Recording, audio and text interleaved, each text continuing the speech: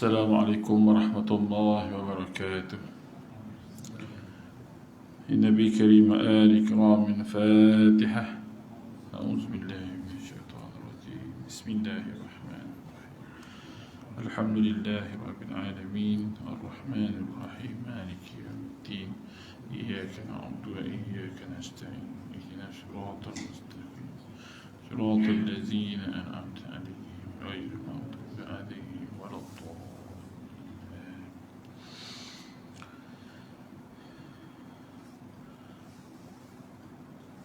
الحمد لله رب العالمين والصلاة والسلام على أشرف الأنبياء والمرسلين وعلى آله وصحبه أجمعين. رب صدري ويسر لي أمري واحلل عقدة من لساني يفقهوا قولي. Alhamdulillah, pertamanya dan selama-lamanya marilah kita merafakkan kesyukuran kita kepada Allah SWT dengan limpah dan kurnia dapat kita bersama-sama hadir pada malam ini untuk kita mendengar beberapa ayat Allah dan hadis Rasulullah sallallahu alaihi wasallam bagi kita mengetahui apakah yang patut kita buat di atas muka bumi Allah SWT yang sementara ini sebelum kita balik bertemu dengan Allah SWT, insya-Allah. Alhamdulillah, lama dah kita tak jumpa kan? Ramadan, raya, dah habis raya dah nak raya haji dah kan? Tinggal 1 hari bulan ni, 1 hari bulan 7 ni dah masuk Zulhijjah lah kan? Orang nak wukuf lah kan? Mudah-mudahan Allah berikan kepada kita kelapangan hati kita, masa kita untuk kita terus mengaji, belajar sehinggalah kita bertemu dengan Allah SWT. Seperti mana yang kita belajar, kita mengaji lepas mengaji ni tak ada rugi kita. Kita mengaji teruskan ni tak ada rugi bagi kita. Kalaulah kita ni pernah dengar hadis ni, ayat ni, itu agakkan peringatan bagi kita. Peringatan, oh pernah dengar ni. Tapi kadang-kadang peringatan ni, ilmu ni, hadis ni kita dah pernah dengar tapi belum buat. Ni masa untuk kita buat, ulang kaji balik. Ataupun ilmu ni belum pernah kita dengar, belum pernah kita dengar, maka kita dapat ilmu baru. Tak ada rugi kita duduk dalam majlis ilmu. Lebih-lebih lagi disebutkan Nabi SAW sebagai Lauratul Jannah. Itu satu taman daripada taman-taman syurga yang manusia ataupun malaikat menaungi daripada langit dan sebagainya. Kita kan jarang kadang-kadang pergi umrah, pergi haji, jarang nak pergi dapat kan. Nak pun berkejar-kejar kita nak pergi kan. Sebab apa? Nak masuk raudah kan? Sebab nak masuk raudah, nak doa. Kita dah ada dah dalam ni, dekat sini dah kan? Dekat sini ada juga Raudatul Jannah, iaitu majlis-majlis ilmu. Tak payah beratur, duduklah kat sini, siap aircon lagi. Tak payah nak. Jadi itu yang disebut antara kelebihan majlis-majlis ilmu. Tuan-tuan rahmatullahi Allah SWT, hari ini kita baca sambung dalam bab kitab Tanbihul Ghafilin, bab yang baru, iaitu fadilat penyakit dan menjenguk orang yang sakit. Bila sebut tentang fadilat penyakit, maknanya kelebihan penyakit. Penyakit ni ada kelebihan ke Ustaz? Susah adalah kan, nak jalan susah kan, nak makan ubat lagi macam-macam lagi. Rupanya ada kelebihan bagi orang yang dah sakit. Motivasi bagi orang yang kena sakit. Kena sakit. Motivasi bagi orang yang dah kena penyakit. Bukan orang yang cari penyakit. Lain. Ni yang dah kena dah. Sebab penyakit ni atau bala ni bukan satu benda yang kita minta. Tak. Sakit tu, pening, demam, bukan kita minta. Macam kita besok kita jangka besok kita nak kerja. Tak adalah minta kita kata nak demam. Ada? Besok aku nak demam lah kita. Makan durian ke apa kan? Ada? Tak ada. Sakit ni benda satu benda. Lebih-lebih lagi lah sakit ni yang jenis terbaring, terlantar, aksiden. Ujian tu semua ujian. Bukan satu benda yang kita minta. Satu benda yang boleh kita minta. Itu adalah satu ujian atau ketentuan daripada Allah SWT. Dan hari ini kita nak cerita beberapa hadis Nabi SAW yang Nabi kata tentang kelebihan penyakit. Bila orang dah sakit ni dia dapat apa? Dia dah tak boleh semayang. Dia tak boleh lah nak, kita katakan nak semayang sempurna lah. Baring boleh. Dia tak selesa dah pakai pampers. Dia tak selesa dah. Dulu boleh jalan, lepas aksiden itu hari lumpuh terus setengah badan. Ni apa kelebihan dia? Disebutkan nanti kan. Abu Lais As-Samarkandi dengan sanadnya daripada Ata bin Yasar berkata, Rasulullah SAW bersabda, jika seorang sakit, maka Allah mengutuskan kepadanya dua malaikat dan berfirman kepada malaikat itu, lihatlah apa yang dikatakan oleh hamba-Ku kepada orang-orang yang menjenguk kepadanya. Maka bila dia dilihat oleh orang lalu mengucapkan Alhamdulillah, maka disampaikan kepada Allah, padahal Allah lebih mengetahui apa yang telah diucapkan. Bila orang tu datang, bila orang ziarah je dia pun sebut Alhamdulillah. Macam mana Ji? Okey, Alhamdulillah. Tak apa, saya redha. Ni semua ketentuan Allah SWT. Dia sabar, dia redha, dia kasih dengan Allah SWT. Bila disebut je Alhamdulillah, maka Allah SWT, maka malaikat yang dua tadi akan bawa jumpa dengan atau bertemu dengan Allah. Ya Allah, sesungguhnya dia telah mengucapkan Alhamdulillah. Mengucapkan Alhamdulillah, padahal Allah tahu, Allah maha mengetahui, tapi darjat dia malaikat yang bawa beritahu kepada Allah SWT. Lalu Allah berkata kepada dua malaikat, wah, sampaikan kepada hamba-Ku, jika aku mematikannya kerana penyakit itu, pasti aku masukkan dia dalam syurga.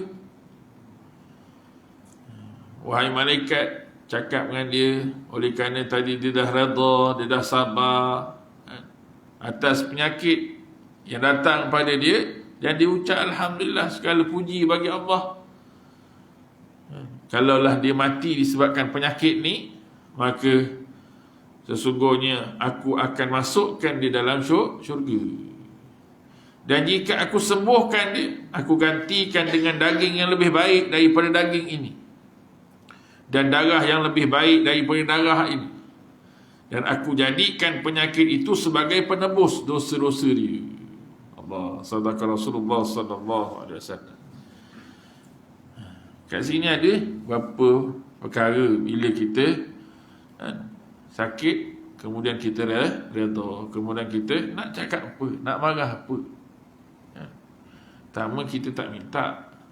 Yang kita tak ada kuasa nak menolak.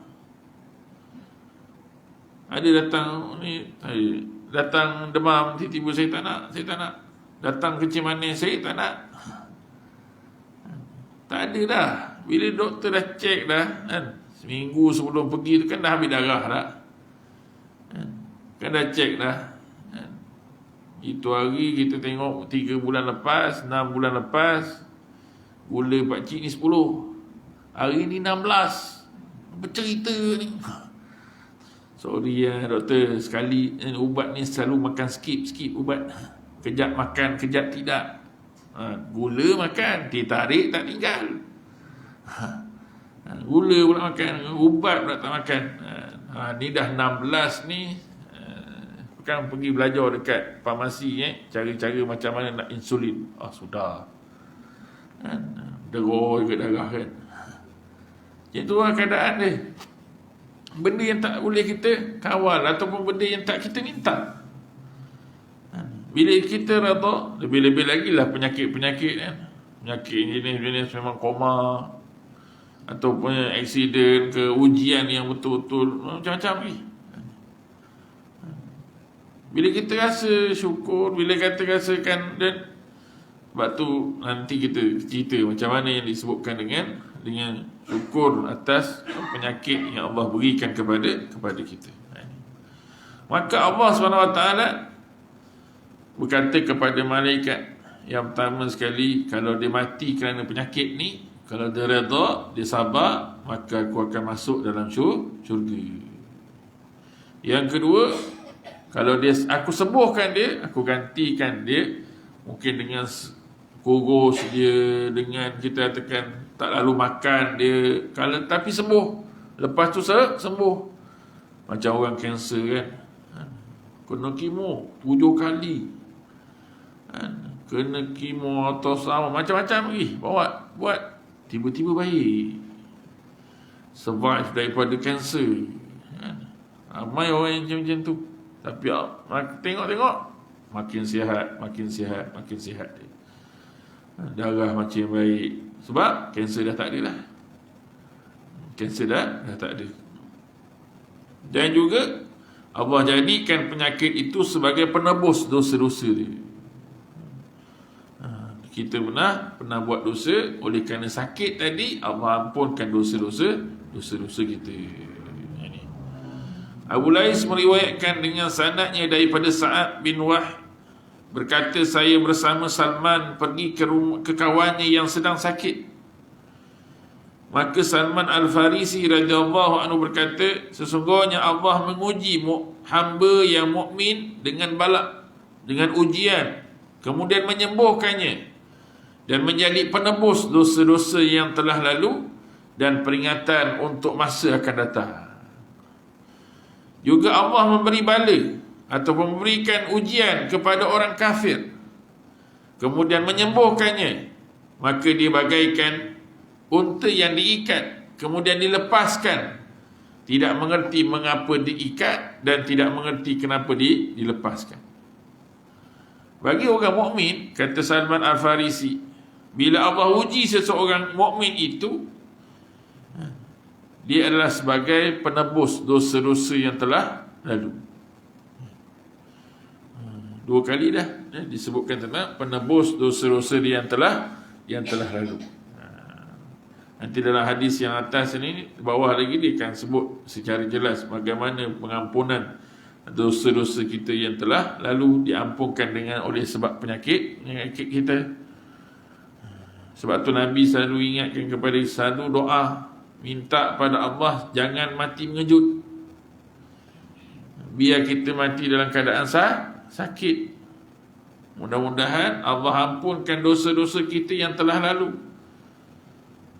Mungkin dulu kita masih muda, tinggal sembahyang, tinggal puasa, tinggal apa lagi, ataupun buat dosa. Banyak dosa-dosa kita pada Allah, pada orang. Dengan sakit kita mungkin akhir-akhir hayat kita, lebih-lebih sakaratul maut, menghapuskan dosa-dosa kita dan mensucikan diri kita. Lepas Nabi kata minta pada Allah jangan mati mengejut. Takut-takut nanti kita tidak mengampunkan, tak termasuk dalam golongan orang yang ni ampun disebabkan dengan penyakit. Allah juga beri kepada orang kafir ujian macam ni, balak. Tapi bagi dia sama je. Sakit pun dia tak tahu kenapa, kalau sembuh pun dia tak tahu nak buat apa. Bagi kita sakit, kita kan ingat Allah. Selalu macam itulah, bila sakit je Allah, ingat kita balik. Kalaulah aku sihat ni, rasanya nak pergi surau ni. Lebih-lebih lagi jenis yang dah duduk kat ICU tu kan, tangan kanan darah, kiri air, oksigen, tempat tiup minum, macam-macam ni. Kemudian kalau dah teringat je tu kan, kalau baik je ni kan, Allahu Akbar, nak buat baiklah aku. Sebab kita tahu bila orang yang beriman, dia akan kenal Allah. Dia akan tahu tentang mati, dia akan tahu tentang akhirat. Dia gunakan masa dia untuk ingat Allah. Sakit dia ni untuk ingat Allah SWT. Tapi kalau dia masih sakit tapi dia tak ingat Allah SWT, rugilah dia. Dia dah baik dah, dah baik sakit dah, tapi dah situ kata nak pergi surau, tak pergi juga. Tu dia lah, salah dia lah. Allah dah bagi peringatan pada masa akan datang. Aku ni tak ada kuasa dah. Dulu masa sakit, rasa-rasa kalau ikutkan hati ni rasa kan, masa sakit itu hari habis duit. Nak katakan duit banyak, habis duit. Nak kata kawan banyak, tak ada juga yang menjenguk. Nak kata tolong banyak, tak ada juga. Aku lah. Yang ada tu pun siapa? Kita keluarga. Ada yang siapa? Kita anak-anak. Yang ada siapa? Allah je. Aku dengan Allah je. Yang ketika aku tengah sakit, kita ingat balik kan. Abu Lais meriwayatkan dengan sanadnya daripada Ibrahim At-Taimi, daripada Haris bin Suhaib, daripada Ibn Mas'ud radhiyallahu anhu berkata, saya telah masuk ke tempat Rasulullah sallallahu alaihi wasallam ketika sakit panas yang sangat. Nabi tengah demam, panas. Maka saya sentuh badannya dan saya berkata, panas sangat ni ya Rasulullah. Jawab Nabi SAW, benar, bagaikan panasnya dua orang daripada kamu. Maka saya menjawab, yang demikian itu kerana kamu mendapat pahala 2 lipat kali ganda. Panas ni, ya betul, macam kamu 2 orang punya demam, tu baru pada saya. Panas sangat kan, kan? Ada orang kita jumpa kan, panas sangat, baru tuak, baru jaramkan kepala dia dengan ais. Kejap dah habis, kejap dah panas, tu keadaan macam tu lah kan. Nabi kata, kemudian yang demikian itu kamu akan dapat pahala 2 lipat kali ganda. Jawab Nabi, benar, demi Allah yang jiwaku ada di tangannya, tiada seorang Muslim di atas muka bumi ini ditimpa sakit atau lain bala atau penyakit ataupun ujian yang lain, melainkan akan dihapuskan dosa-dosanya sebagaimana pokok yang menggugurkan daun dia. Allah. Nabi kata betul. Siapa yang demi Allah yang jiwaku ada di tangannya, tiada seorang Muslim yang diuji dengan penyakit atau ujian yang lain, maka akan dihapuskan dosa-dosanya sebagaimana pokok yang menggugurkan daun dia. Waktu tuan-tuan waktu Allah, bila Allah berikan kepada kita sakit, kadang-kadang tiba, bukan penyakitnya, memang tiba-tiba lah kan. Orang kencing, kita katakan orang yang darah tinggi, naik 200. Apa tanda-tanda 200? Apa tanda-tanda kalau naik ni tu? Rasa tak resah. Kadang-kadang nak sedawa tak boleh, nak kentut tak boleh. Perut dah kembung ni. Nak jalan pun rasa naik jalan ni, tapi mengah macam naik gunung jerai. Gunung kan. Tak boleh. Pergi kat ni zon kuning baru tahu dah 220 dah darah. Itu juga macam tu. Kita tak tahu. Itu juga yang kadang-kadang prostat. 3 hari nak kencing tak boleh. Orang kata nyak ataupun lompat pergi kencing, tak boleh. Dekat macam-macam lagi. Tapi bila dapat macam itu, maka pertama sekali usahalah, pergilah, usaha, dan kemudian dengarlah nasihat-nasihat pakar yang kemudian usaha untuk baik. Usaha untuk baik. Tapi dalam usaha itu kena sabar. Kadang ada juga yang kita pergi ziarah kan, sabar je, sabar. Ustaz boleh sabar. Marah dia.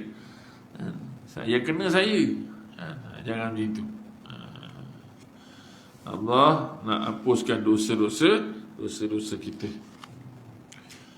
Abu Lais meriwayatkan dengan sanadnya daripada Salman Al-Farisi radhiyallahu anhu berkata, Rasulullah sallallahu alaihi wasallam bersabda, jika penyakit panas datang kepada jiwa orang yang mukmin, ditanya oleh roh. Bila demam datang, maka ditanya oleh roh, wahai penyakit. Roh ni nampak penyakit nak datang demam. Kita cuma nampak apa? Batuk. Ini tanda nak demam ni. Sama-sama tu tanda nak, kita tahulah. Tapi bila roh ni, dia tahu ada penyakit nak datang. Dia kata, wahai penyakit, apakah maksudmu pada jiwa yang beriman ni? Apa maksud kau datang pada jiwa yang beriman ni? Jawab penyakit panas itu, wahai roh yang baik, jiwamu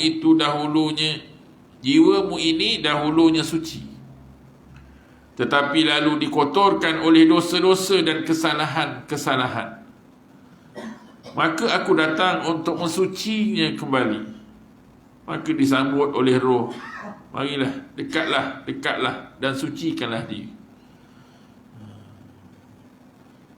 Ni bila datang penyakit ni, bila ditanya oleh roh kenapa datang ni, apa pasal datang, penyakit ni kan kata dulu dia ni suci, roh kamu ni suci, jiwa kamu ni suci, tapi dia telah dikotori dengan dosa-dosa dan kesalahan. Maka aku datang untuk mensucikan dia kembali. Roh dengar macam itu, ahlan wa sahlan. Silakan. Dengan kita dengar tersebut tadi, maknanya ada kelebihan. Ini disebutkan tentang kelebihan. Allah sediakan ataupun fadilat, disebutkan fadilat penyakit tadi. Mudah-mudahan Allah mengampunkan dosa-dosa kita.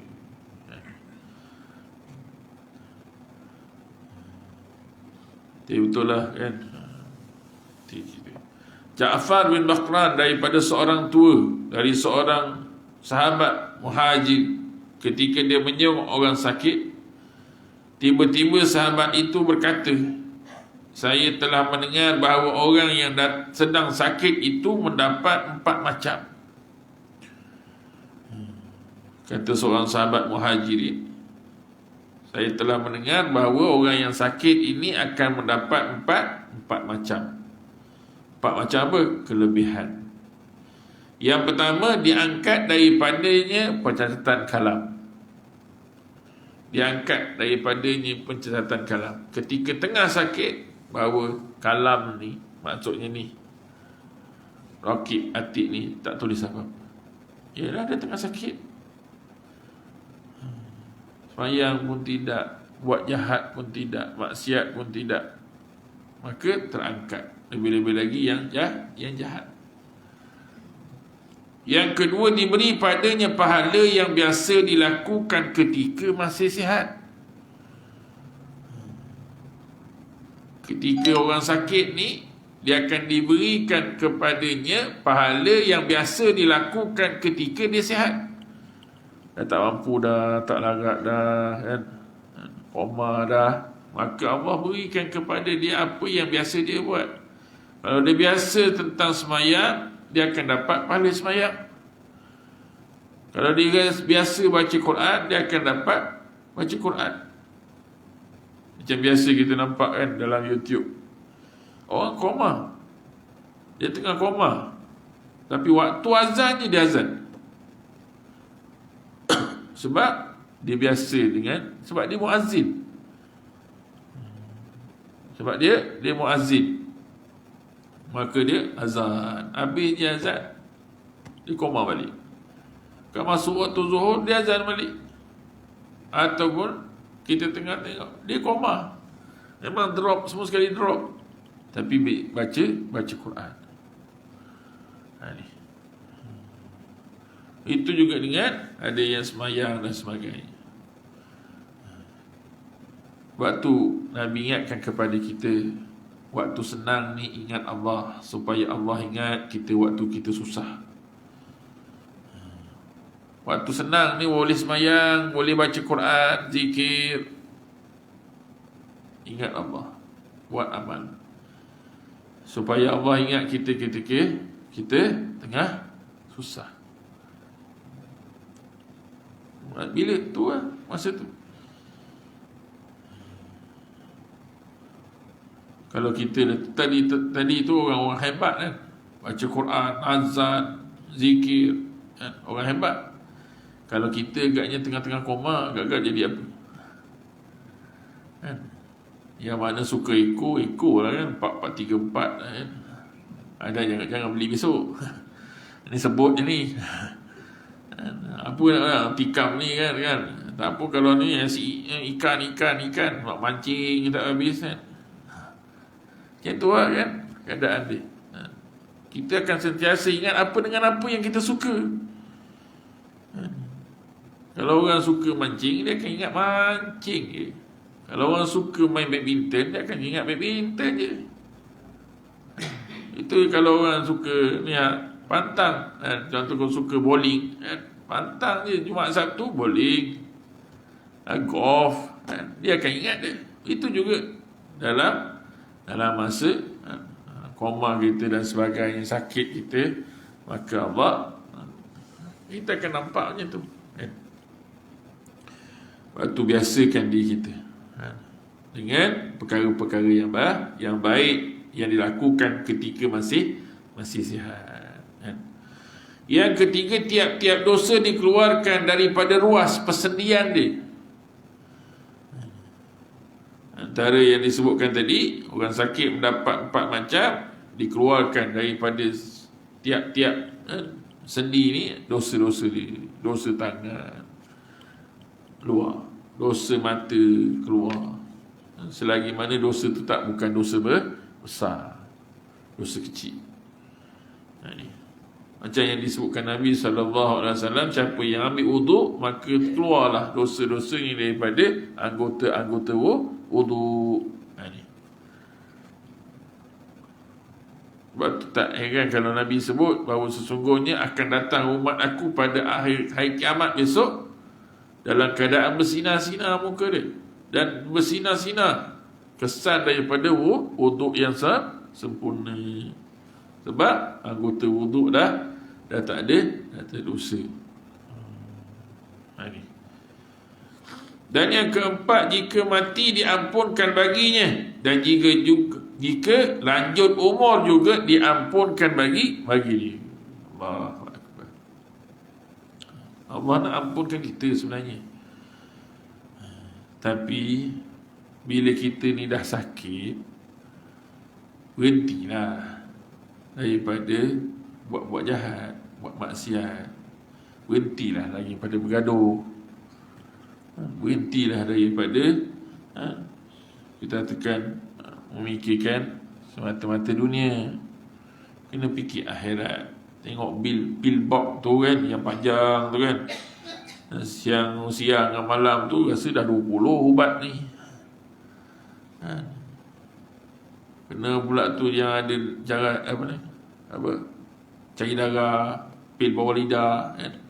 Cuma tak makan 5 hari rasanya masuk zon kuning rasa kan? Macam tu lah keadaan dia kan? Keadaan dia bila dah nampak macam tu, stop lah. Maknanya tu tanda-tanda Allah nak berikan kepada kita tanda bahawa kita ada pengakhiran. Itu juga dengan uban.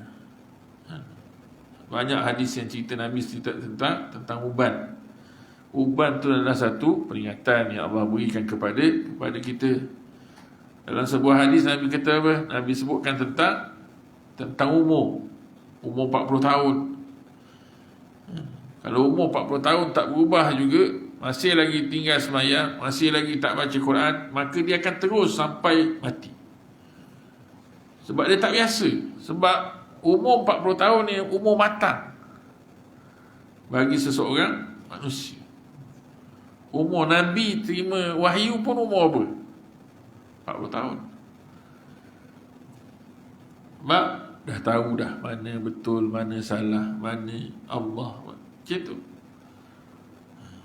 Sebab tu orang Arab umur 40 tahun orang tak panggil lah syabab ke apa, dipanggil syekh. Syekh ni orang tua. Syekh ni orang tua. Sebab tu kita kena berhenti dah. Bila tanda nanti dia datang penyakit, kemudian ada uban, kemudian dah umur 40 tahun, dah lah.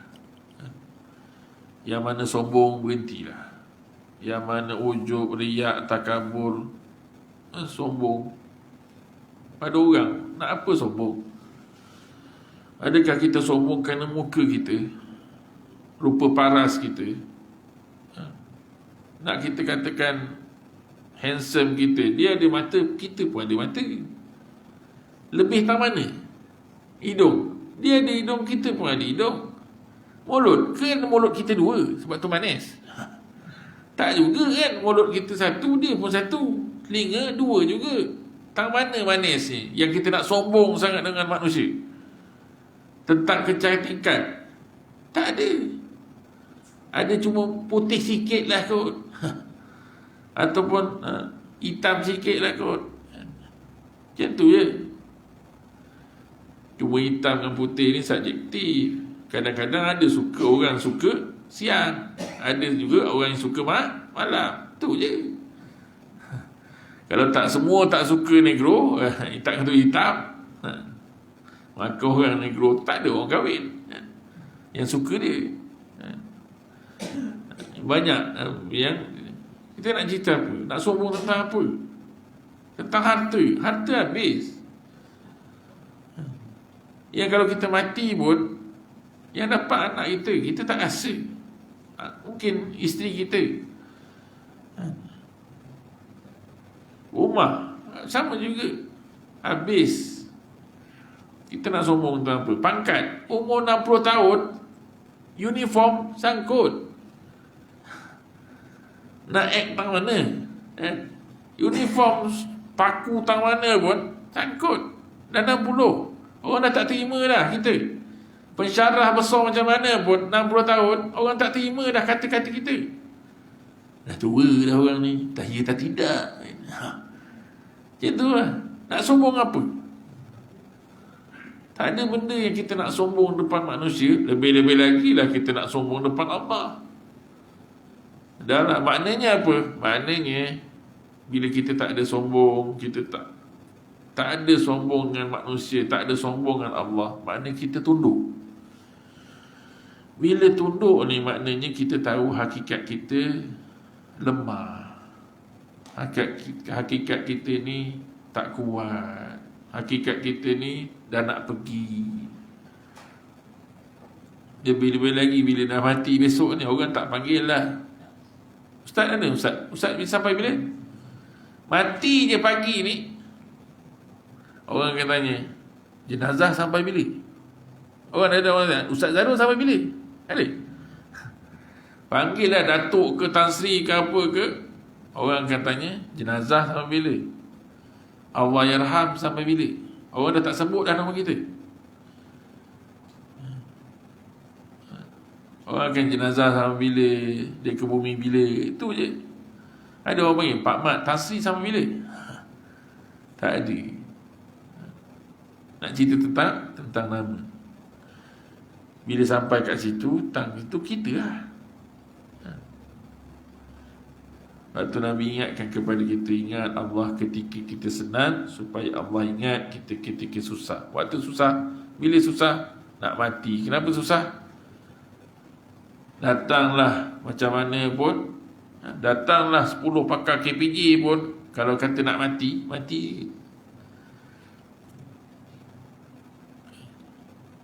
Macam mana awak fikir je, macam mana kereta sekarang Tesla kan, boleh bawa sendiri kereta, tak accident Ustaz. Tapi kau nak mati ke? Kalau kita bawa okey, orang pula langgar. Kan? Macam tu lah keadaan kita. Kan? Macam tu. Bila lagi susah, susah tadi nak sakit, datanglah 10 pakar doktor, mak ayah tak boleh tolong, adik-beradik tak boleh tolong, doktor tak boleh tolong. Dia cuma doktor tolong tengok aje. Dah seremput kan. Dah kan, macam tu kan, dah bunyi kan. Maka dia pun ambil kan, bom. Naik 200, bom lagi. Naikkan 250, bom lagi. Tak ada, 30 tu 3 kali je dah ke maksimum tu. Dia pun naik atas apa? Naik atas katil tu denyak 30 kali. Bagi nafas 30 kali lagi nafas. Tengok ada tak ada? Tak ada. Dah sign je. Tu je lah tugas dia. Nak apa lagi? Dah bagi oksigen macam-macam lagi. Dah drop. Nak cerita apa? Nak cerita sakaratul maut. Nak cerita tentang sakit tadi kan. Saya sebut kan, bila kita tanya dengan doktor, apa macam mana doktor, mungkin ni pegawai besar dresser dia ni. Doktor semua dia ni. Macam mana nak tahu orang mati, orang nak mati, penyakit ni yang menyebabkan dia mati. Kadang-kadang tahu, kadang-kadang tak tahu. Memang tak tahu pun. Kita memang manusia, bukan tahu pun dia mati kan sebab sakit ni kan. Tapi kadang-kadang tahu juga kan. Pertama sekali, kalau doktor kata kalau buka mata ni kan, solo tak kecil tak besar, gitu je kalau silau kan, maknanya doktor kata, bila doktor kata tu kan, kami dah usaha, tapi kalau nak rasa bawa balik, boleh dah bawa balik. Faham lah. Jangan itu. Kena doktor kenapa tak buat macam tu? Doktor kata bawa balik tu, bawa balik dah. Yang kedua, kalau tanya ustaz kata ni bila sakit tu, ini yang jenis yang sakit lah. Kalau usik ni, kalau tak ada dengar ni, tak ada deria ni, maknanya dekat lah. Tapi jangan sekarang ni kan, tak ada dah, mati aku kan. Ini orang sakit. Jangan pula bawa kereta kan, tengok, sebelum keluar rumah ada lagi, bawa 300 mati kan. Ni cerita orang sakit. Sebab telinga dia dah jatuh, hidung dia, mata dan sebagainya kan. Tu nak cerita pasal kematian. Tu kita cerita tentang betul kan. Ada seorang, saya pernah cerita dulu, tapi biasalah. Saya pernah kuliah Jumaat dekat Masjid Sungai Abung. Jumaat tu memang redup je. Lepas tu saya nampak ramai datang. Jenazah ada sini. Kemudian ada dua bas budak sekolah tahfiz tumpang semayang rasanya. Tapi selalunya kan lepas Jumaat kan, Assalamualaikum, bunyi motor kan. Pagi tu tak. Lepas je salam, senyap. Tak ada orang pun keluar daripada masjid. Saya tanya dengan orang masjid, ni siapa yang meninggal ni? Ustaz ke? Tak. Ketua kampung ke? Tak juga. Tak. Ni ustaz orang yang dekat Taman TTDI ni. TTDI ni Selangor. Tak, Taman Tun Dr. Ismail 2 depan Shell tu. Depan Shell tu, Sungai Abung tu. Okey. Itu TTDI dia sebut kan. Dia ada 2. Dia lama dah sakit Ustaz. Dia bawa lori. Dah 10 tahun nak angin ahmar. Tapi tiap-tiap kali dia memang kita katakan total loss lah. Maksudnya tak boleh bangun lah kan. Lepas tu dia setiap kali kita jumpa, kita ziarah, memang kita masjid memang pergi rumah dia untuk bagi bantuan dan sebagainya. Tiap-tiap kali, Ustaz, saya minta 3 doa. Pertama sekali, Allah ampunkan dosa-dosa saya. Yang kedua, Allah ampunkan dosa-dosa saya tak boleh buat semayang selama saya ni sakit.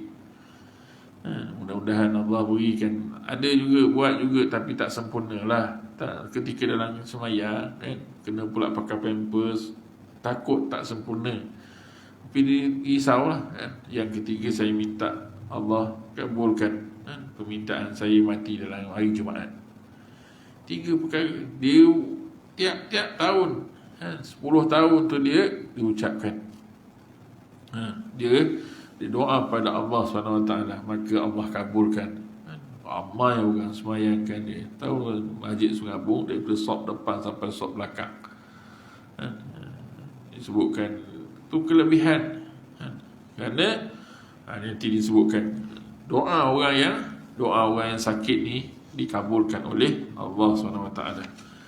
Sebabkan Rasulullah SAW masuk ke tempat Salman Al-Farisi radhiyallahu anhu ketika dia sedang sakit.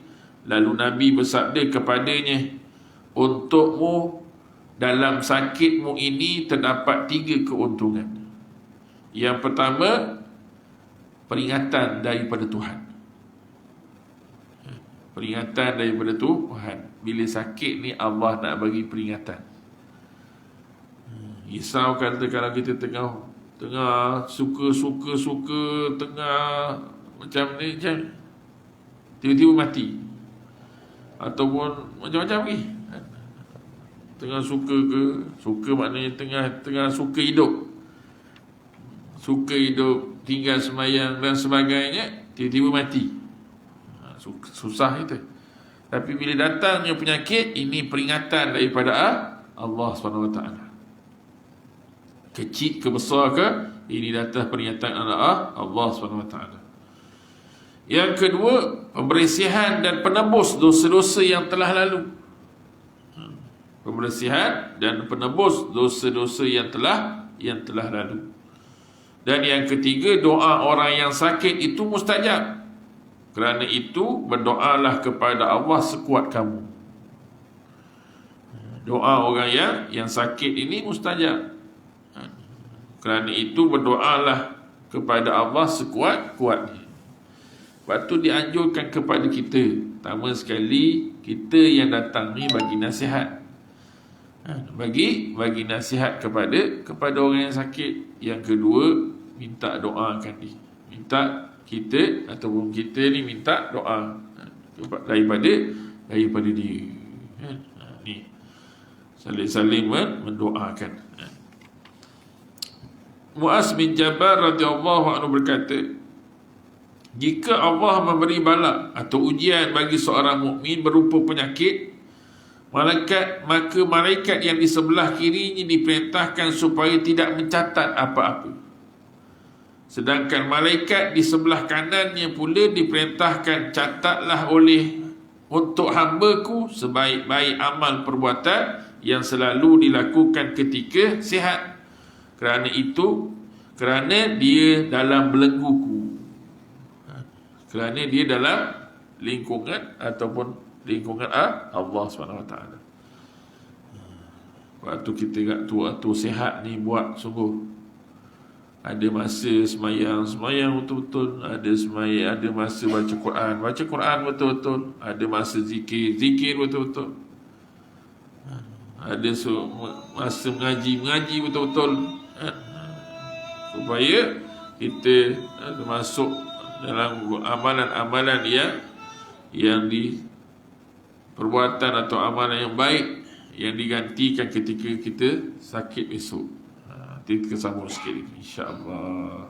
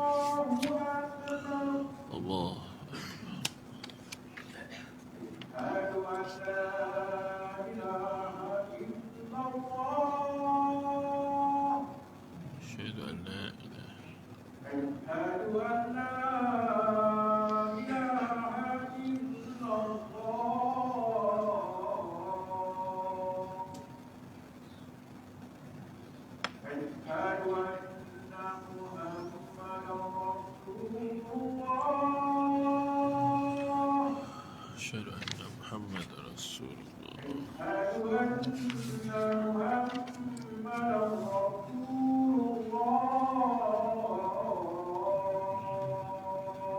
أشهد أن محمد رسول الله.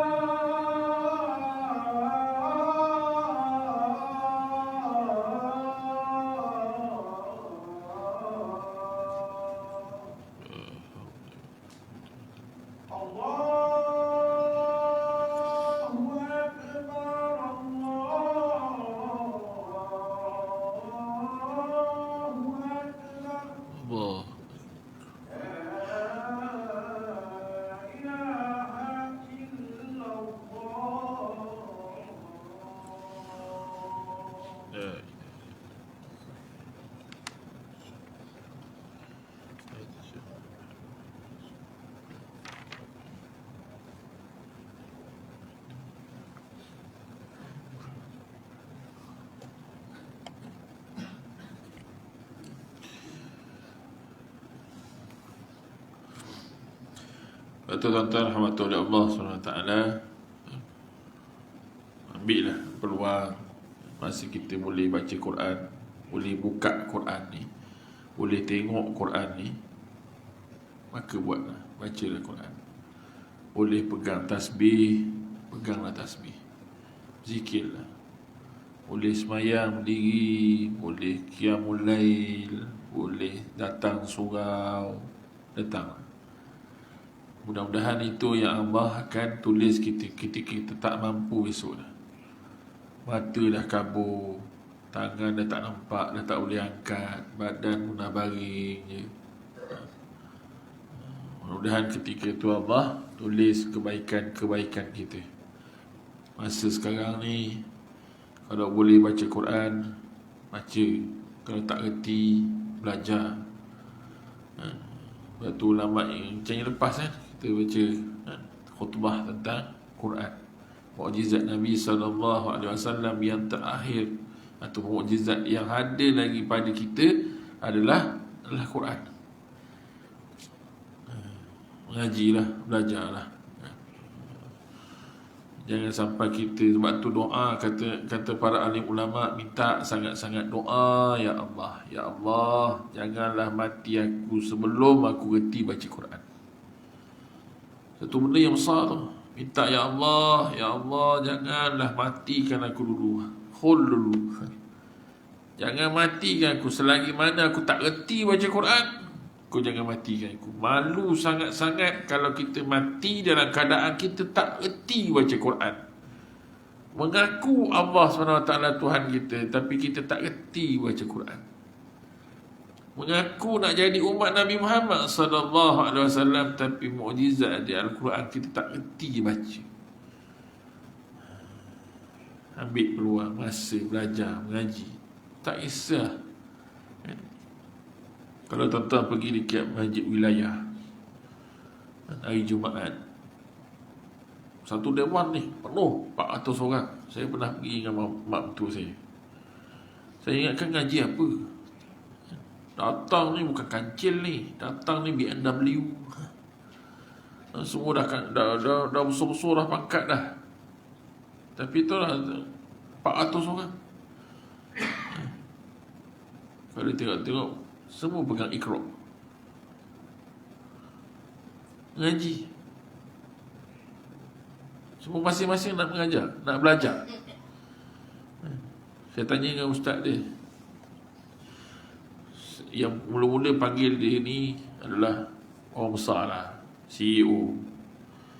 Ada ramai kawan-kawan saya yang CEO, yang bekas-bekas atau pencin-pencin ni ustaz, jenis yang tak erti baca Quran tapi segan. Tapi sebab tu saya kata saya support. Awak cuma datang je. Awak cuma datang je masjid. Jangan risau ustaz, jangan risau makan, jangan risau apa. Datang je dekat tempat masjid sekian-sekian. Semua tu saya tanggung. Saya masuk dalam Facebook, masuk dalam grup surau, lepas tu grup surau, grup masjid. Alhamdulillah Ustaz, ni semua datang ni. Mudah-mudahan besar pahala Pak Ji tu. Datang. Dia kata apa? Yang datang ni semua dah ada Ustaz. Pangkat dah ada, harta dah ada, anak-anak semua dah bagus-bagus dah. Yang mereka tak ada iman, yang mereka tak ada amal, mereka tak tahu kenapa kena semayang. Persoalan dia, Ustaz, kenapa saya kena semayang ni? Sudah, nak jawab apa ni? Umur dah 65 kan? Kenapa yang kena semayang? Banyaklah persoalan-persoalan kenapa bulan Ramadan. Ni. Lepas tu tuan-tuan rahmatullah Allah SWT. Jadi dengan adanya majlis ilmu seperti itu, mendekatkan diri. Sebab tu kena baca Quran, Ustaz kata. Nak tahu semua ni ada dalam Quran. Pakcik tahu tak baca Quran? Tak tahu. Patut tak? Kat situ lah. Kat situ dia pancing. Kat situ dia pancing. Saya tak nak jawab semua sekali, jawab persoalan-persoalan kenapa. Semua ada dalam Quran. Jangan baca terjemahan selagi mana belum boleh baca ayat Quran betul. Boleh baca terjemahan tapi tak syok. Besok minggu depan semua datang bawa Iqra. Abata ke tak abah ke, yang penting sampai Iqra nak berhenti baca dah. Boleh.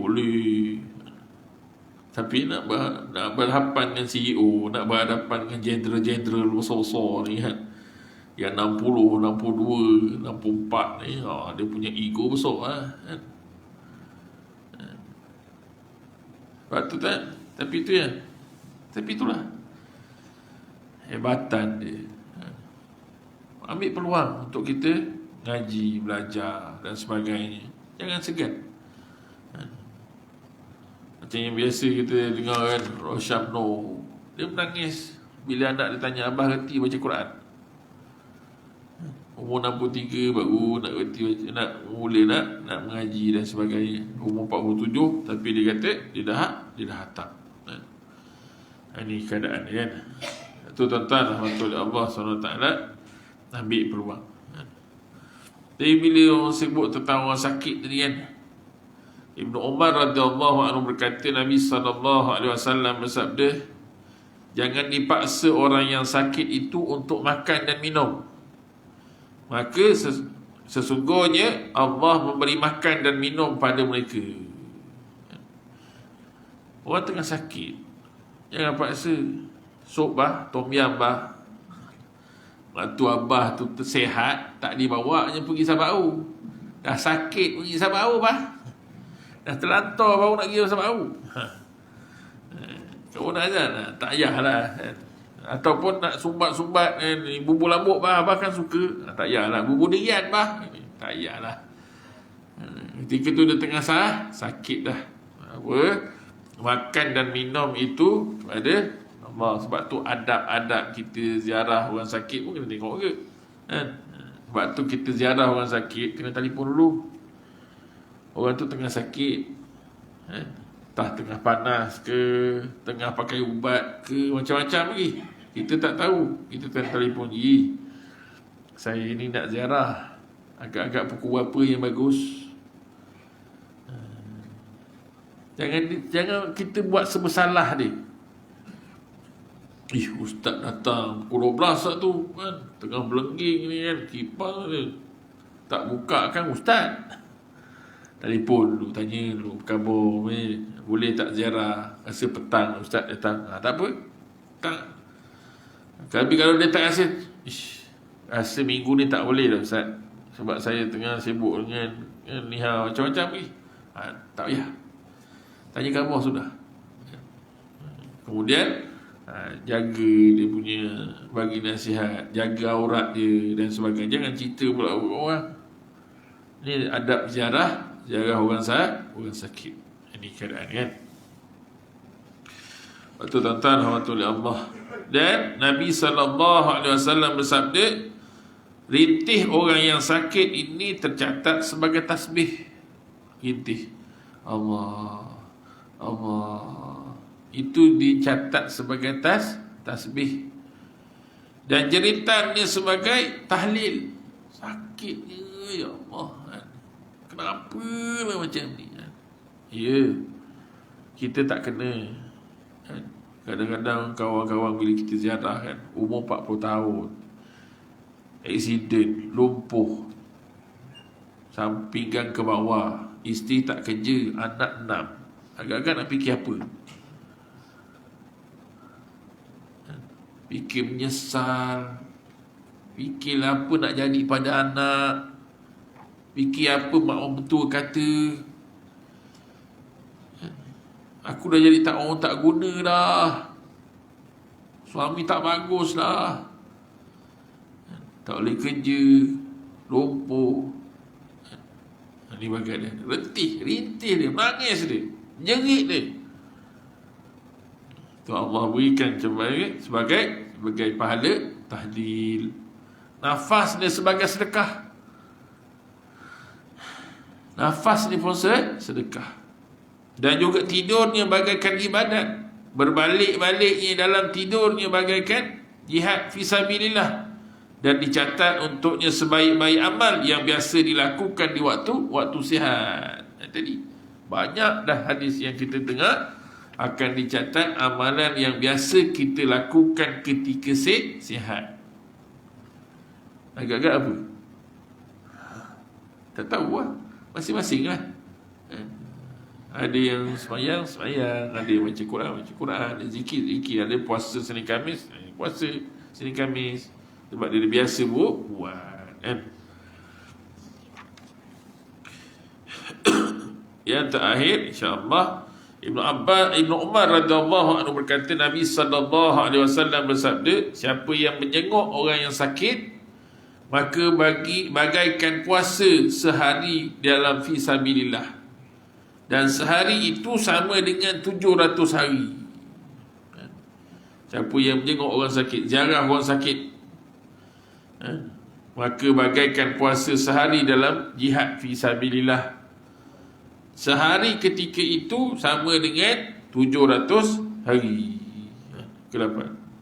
Dan siapa yang menghantar jenazah, maka bagaikan orang yang puasa sehari fisabilillah, iaitu seharinya sama dengan 700 hari. Dapat puasa, dapat pahala puasa 700 hari.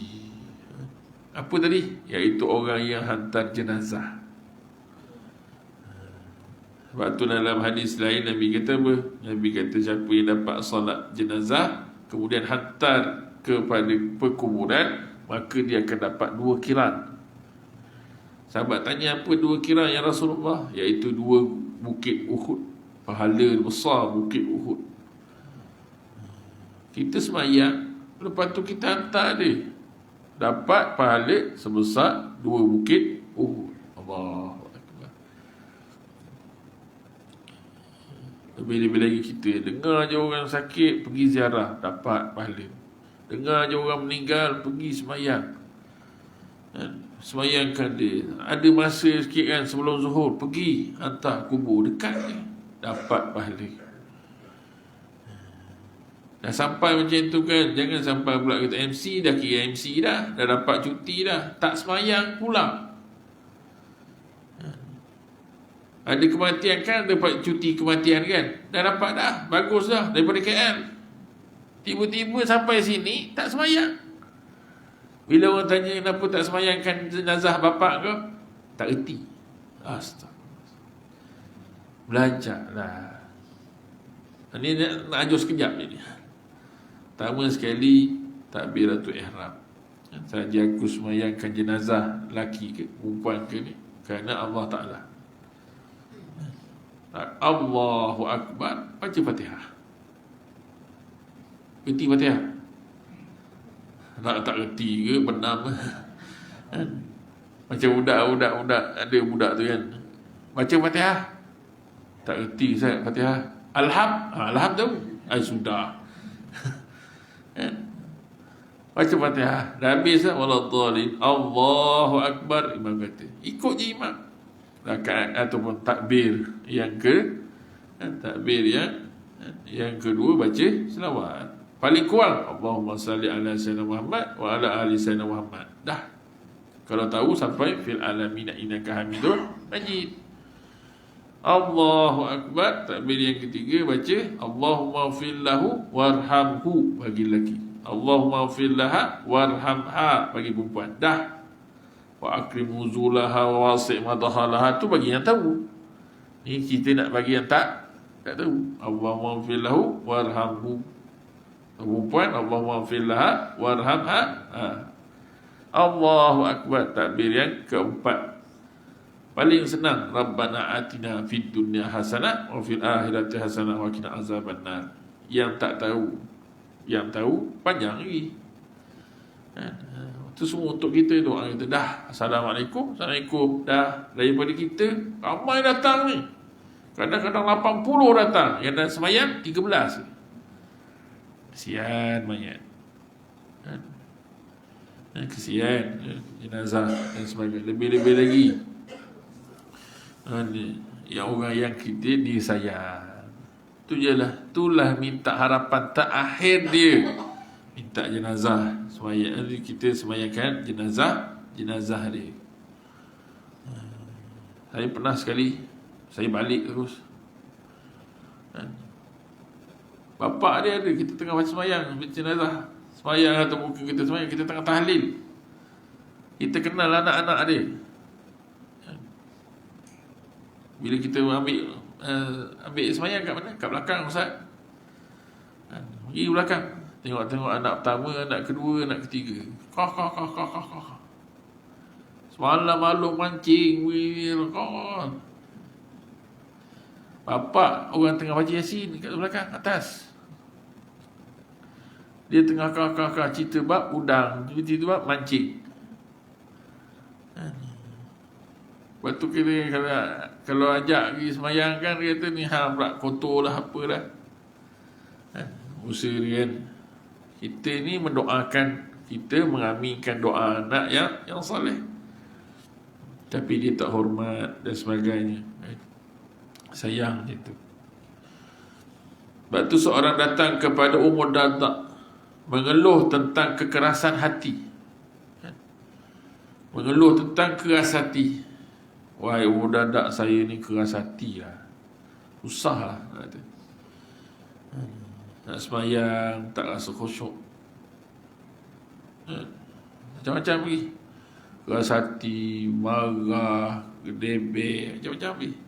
Sombong. Susahlah saya ni. Macam mana nak betulkan keras hati ni? Kata Ummu Darda, itu penyakit yang sangat bahaya. Tetapi kalau nak betulkan penyakit hati ni, lakukan perkara-perkara. Yang pertama, jenguklah orang sakit. Pergi ziarah orang sakit. Kita akan tengok orang sakit. Kalau akulah macam ni, agaknya macam mana agaknya anak-anak aku. Kalau akulah macam ni, agaknya rasa-rasa aku ni tak ada masa agaknya. Kalau mati aku ni kat mana? Aku ni syurga ke neraka aku ni sekarang? Sebab kita motivasikan balik diri kita. Tengok orang sakit, kita akan betulkan hati balik. Kemudian hantarlah jenazah dan ziarahlah ke kubur. Hantar jenazah, kita pergi, kita kena rasakan bahawa yang nak kita semayangkan. Cuba bayangkan, tengok jenazah kat depan ni. Kalau aku lah jenazah yang dikapankan ni, tak boleh gerak dah, habis aku. Kalau tengok dekat kubur kan, orang pula masukkan keranda ataupun papan daka tu kan, sederap. Kita bayangkan kita kat bawah, orang pijak kita kat atas. Apa jadi kita kat bawah tu? Allah, rasa-rasa kita ni duk fikir adakah lubang kubur ni satu lubang daripada lubang syurga ke satu lubang daripada lubang neraka? Duk fikir tu. Lepas tu kita kena disebutkan dia, maka dibuat. Pergi yang tengok orang sakit, hantar jenazah, ziarah kubur. Pergi ziarah kubur. Keras sangat hati kan, pergi ziarah kubur. Allah kat sini kita. Bila kita nak kan, kenapa aku malas sangat nak sembahyang? Kenapa aku malas sangat wadat? Kenapa aku sangat buat jahat? Buat silap pada orang, pada Allah kan? Maka dikerjakan oleh orang itu, tiba-tiba berubah perasaannya dan kembali kepada Ummu Darda untuk menyampaikan ucapan terima kasih, jazakallah khairan, semoga Allah membalas kepadamu kebaikan. Allah Akbar. Tuan-tuan rahmatullah Allah SWT. Hari ini kita baca satu bab fadilat penyakit dan menyinggung orang sakit. Itu semua ada kelebihan dia. Itu satu untuk motivasi kita. Ada juga orang tanya, kalau gitu tak boleh ke doakan orang yang tu sihat? Boleh, tak masalah. Doakan orang sihat. Ini cerita ni tentang orang yang sakit. Motivasi bagi orang yang sakit. Ada kelebihan dia bila kita ditimpa dengan penyakit. Jangan begitu tak ada. Itu semua ada kelebihan dia. InsyaAllah nanti kita akan sambung dalam bab yang lain. Mudah-mudahan Allah berikan kepada kita kesempatan, Allah berikan kepada kita rahmat, dan Allah berikan kepada kita maghfirah, pengampunan. Mudah-mudahan Allah SWT perhatikan kita dalam keadaan kita bersedia untuk bertemu dengan Allah SWT, insya-Allah. Marilah kita sama-sama beristighfar, mudah-mudahan Allah SWT mengampuni kita. Astaghfirullahalazim allazi la ilaha illa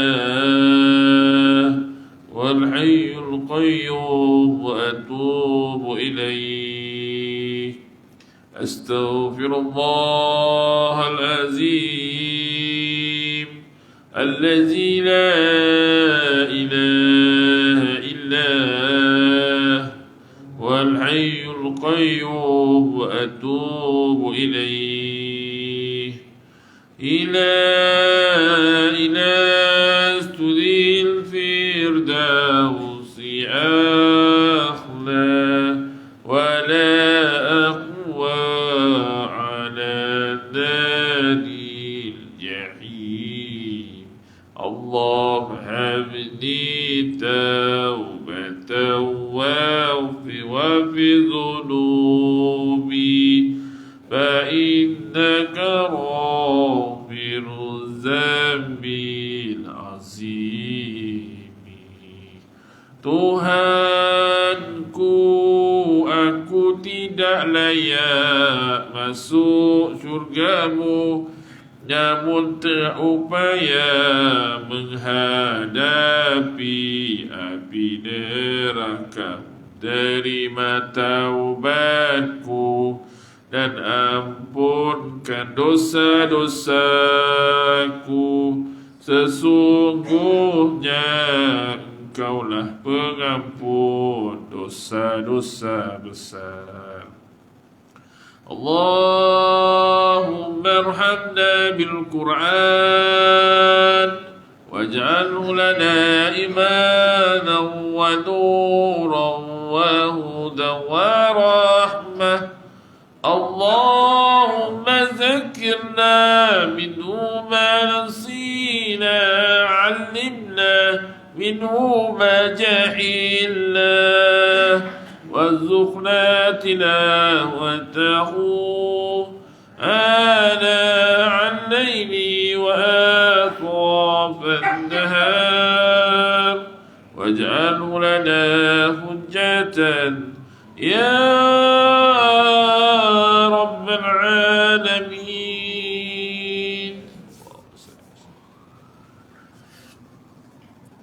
Yang baik itu daripada Allah, yang kurang kelemahan saya sendiri, ampun dan maaf kalau salah dan silap. Mudah-mudahan kita semua dirahmati oleh Allah SWT. Marilah kita sama-sama tutup mata tasbih kepada Rasulullah Subhanahu wa ta'ala.